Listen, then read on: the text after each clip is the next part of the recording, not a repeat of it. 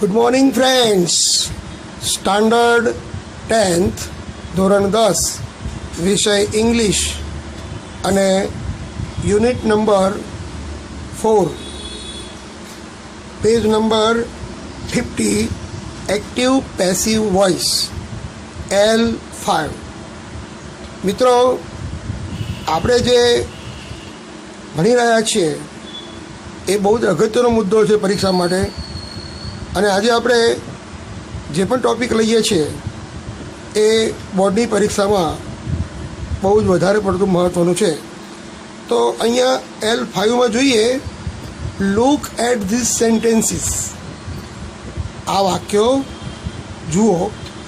Turn the sentence and questions of A type into B type.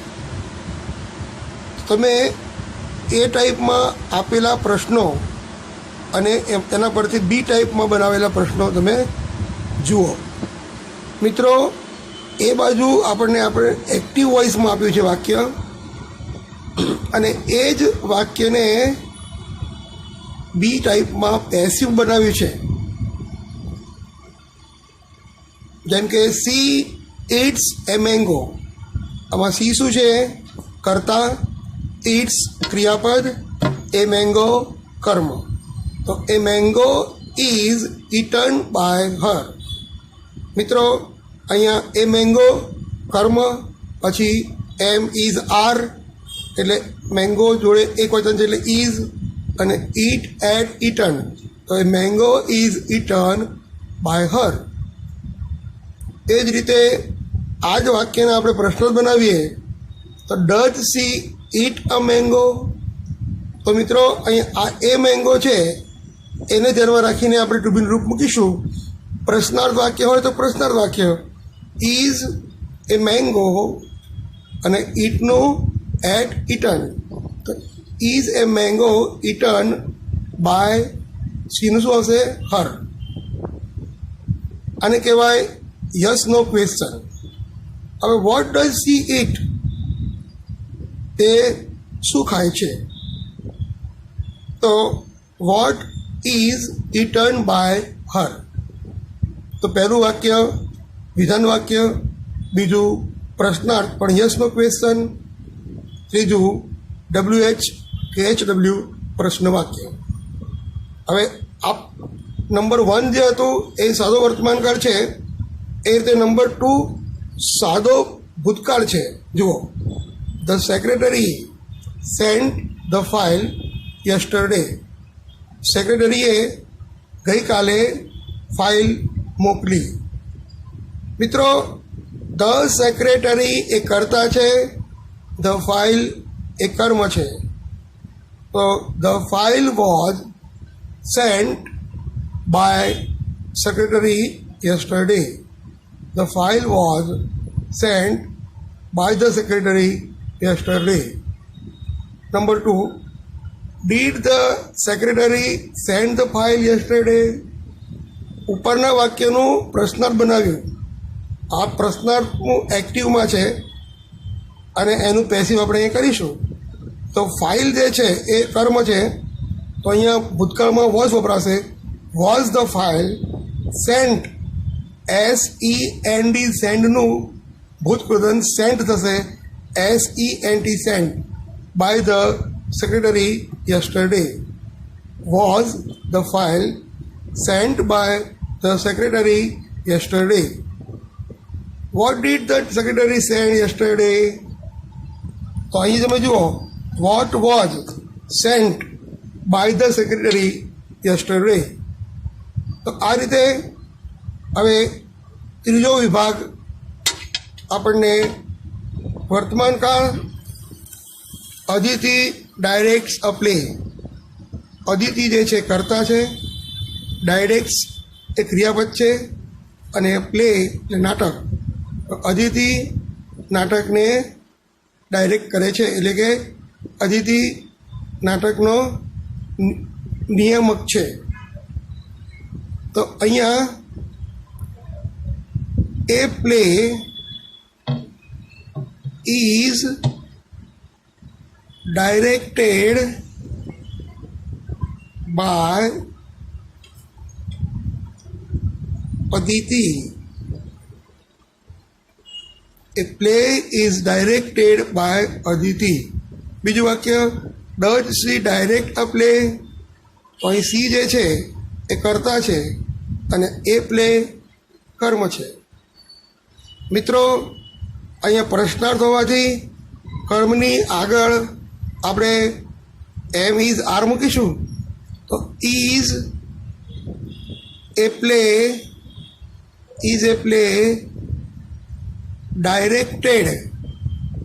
Directed by Aditi, છેલ્લે પ્રશ્નાર્થ ચિહ્ન.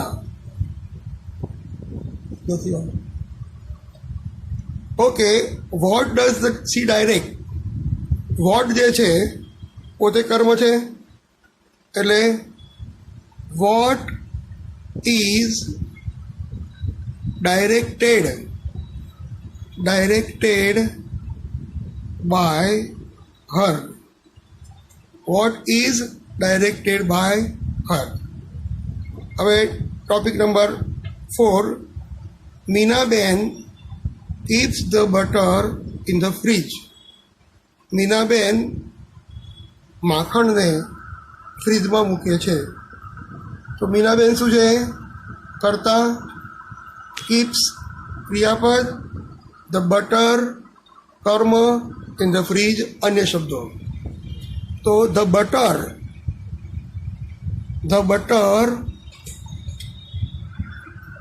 Is kept in the freeze by Minaben.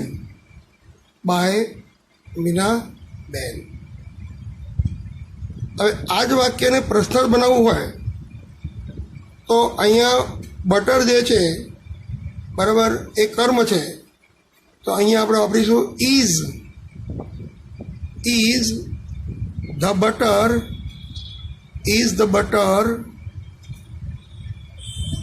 kept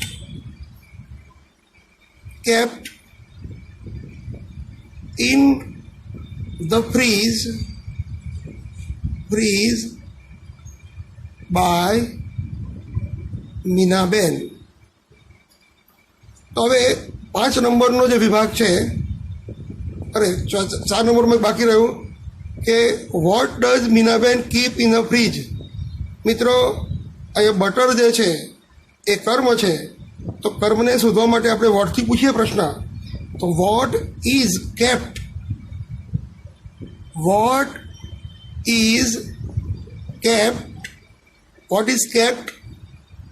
in the freeze by Meenaben. છેલ્લે પ્રશ્નાર્થ ચિહ્ન. હવે 5 નંબરનો વિભાગ, Neha drinks a glass of milk every morning. Neha શું છે? કર્તા, ડ્રિંક્સ ક્રિયાપદ, એ ગ્લાસ ઓફ મિલ્ક એ કર્મ છે. તો a glass of milk a glass of milk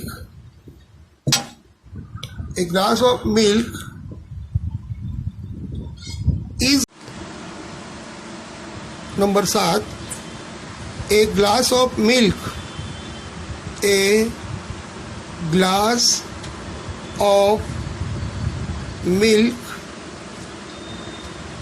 is drunk by Neha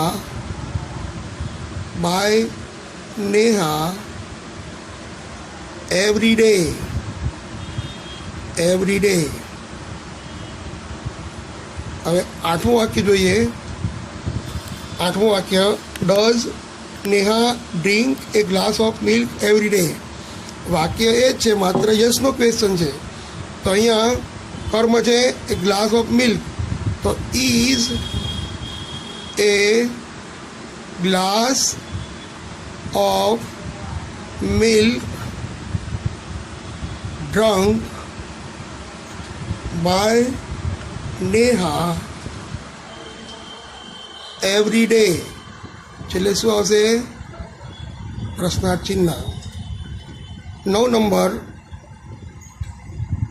what does Neha drink every morning મિત્રો અહીંયા કર્મ આપણને આપ્યું નથી કેમ કે કર્મ વોટ દ્વારા પૂછવામાં આવે છે તો વોટ પોતે કર્મ છે એમ તમારે માનવું પડશે તો વોટ ઇઝ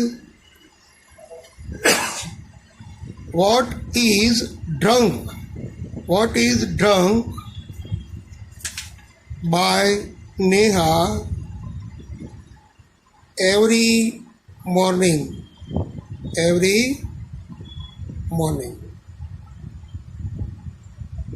નંબર 10 જુઓ 10માં Aqib plays cricket in the evening આમાં અકીબ છે એ કર્તા છે પ્લેઝ જે છે એ ક્રિયાપદ છે અને ક્રિકેટ કર્મ છે તો cricket is played by Aqib in the evening cricket is played by Akib in the evening.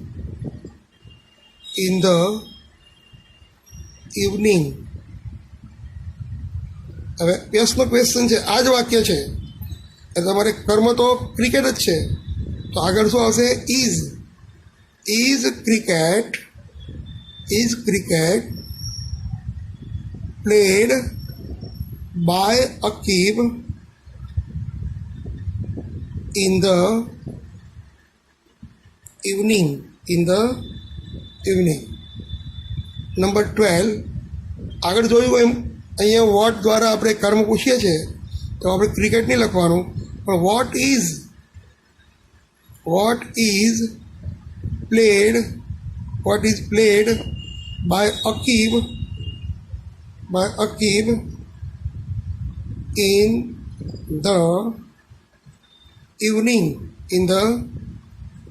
પ્રશ્નાર્થ ચિહ્ન હવે એ જ રીતે નંબર 13 નંબરમાં તમે જોઈ શકો છો કે સિમરન એ કર્તા છે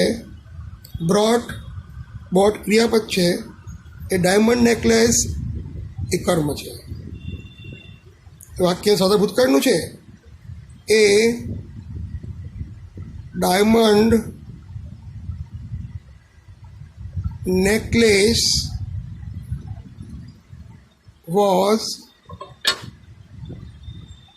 brought by Simran. A diamond necklace was brought by Simran. 14 નંબરમાં આનું આ જ વાક્ય છે પણ યસનો ક્વેશ્ચન છે ડાયમંડ કર્મ છે એટલે વોઝ અહીંયા એની જગ્યાએ વોઝ મૂકીશું was a diamond necklace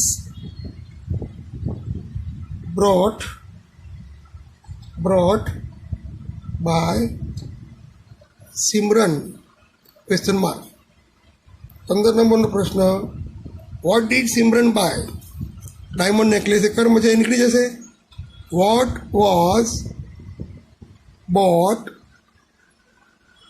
by Simran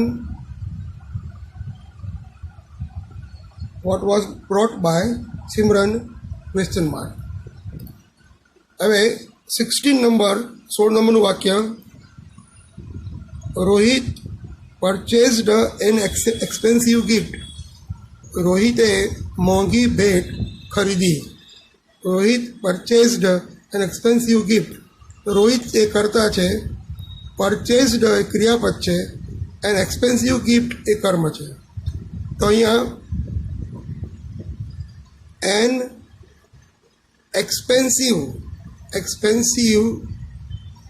gift was purchased by Rohit by Rohit. હવે 17 નંબરનું વાક્ય છે એ યસનો ક્વેશ્ચન જ છે, બરાબર. પણ એમાં એન એક્સપેન્સિવ ગિફ્ટ જે છે એ કર્મ છે, એટલે was an expensive gift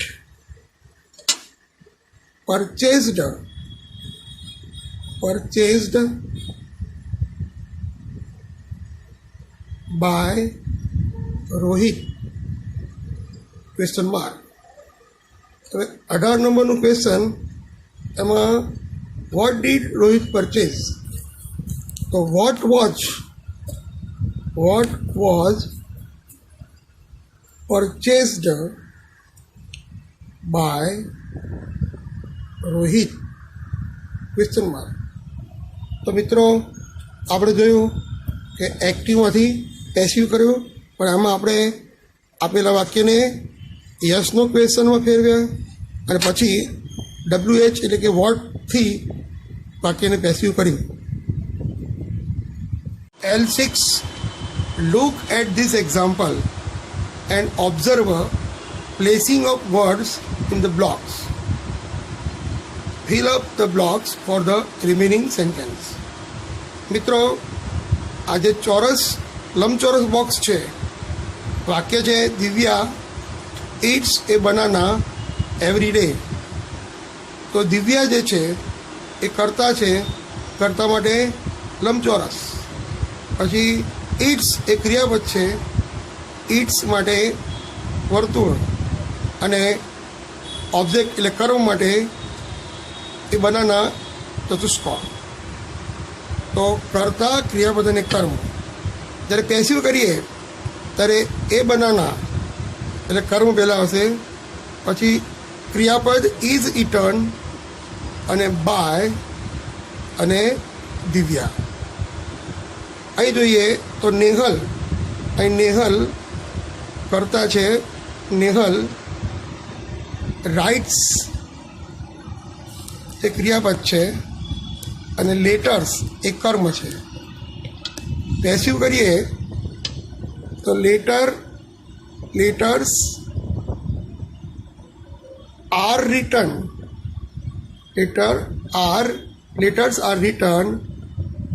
by Nehal.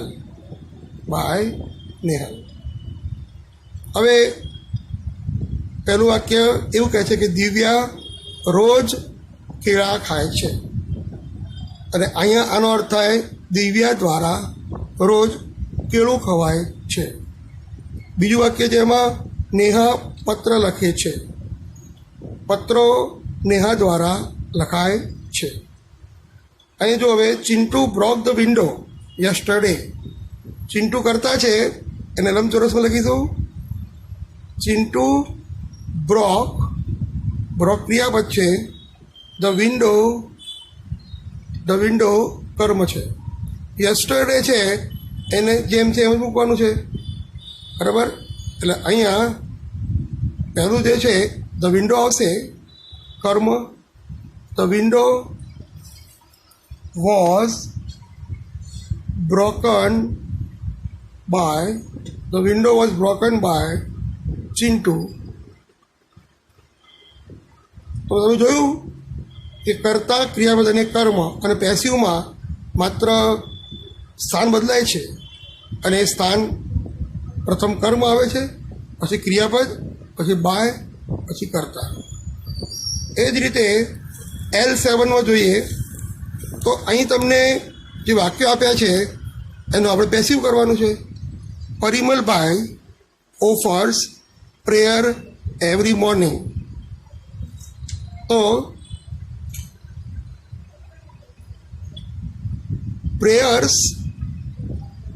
prayers are offered by Parimalbhai every morning. બીજું વાક્ય છે they practice dance every weekend. મિત્રો હવે તમને લખવાની જગ્યાએ સમજાવું. ધ્યેય એ કર્તા છે, પ્રેક્ટિસ ક્રિયાપદ છે, ડાન્સ એ કર્મ છે. તો dance is practised by them every weekend.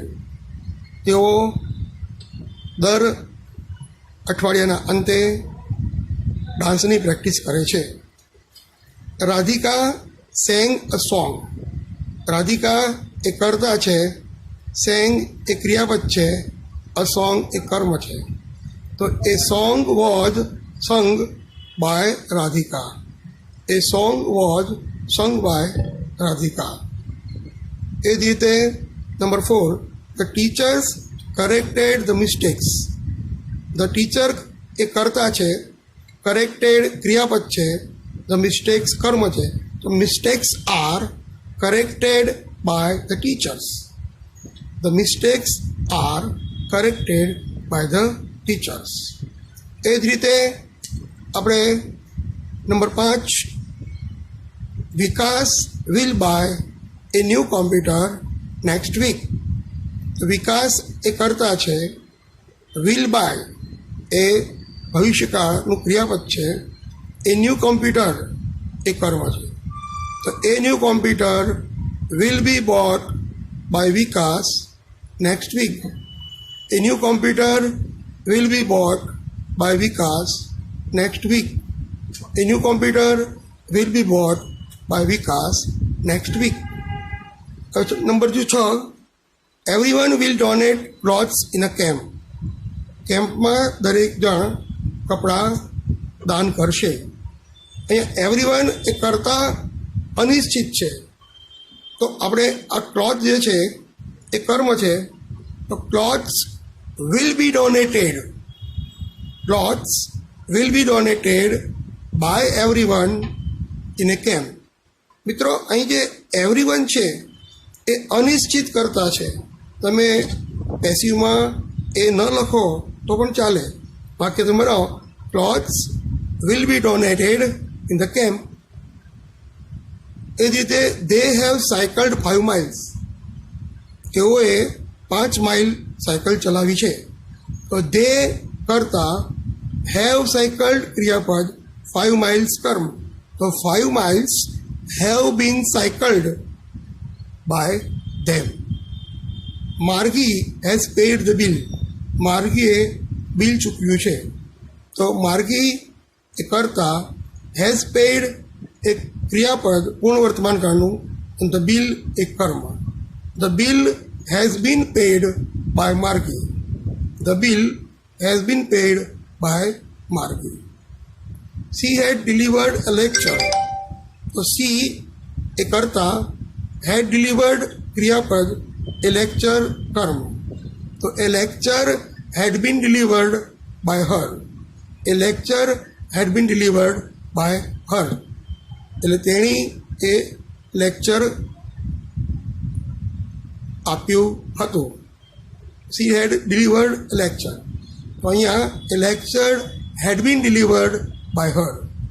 10મું વાક્ય, દે હેડ ફિનિશ્ડ અથવા દે હેડ ડિસ્ટ્રીબ્યુટેડ ધ બુક્સ.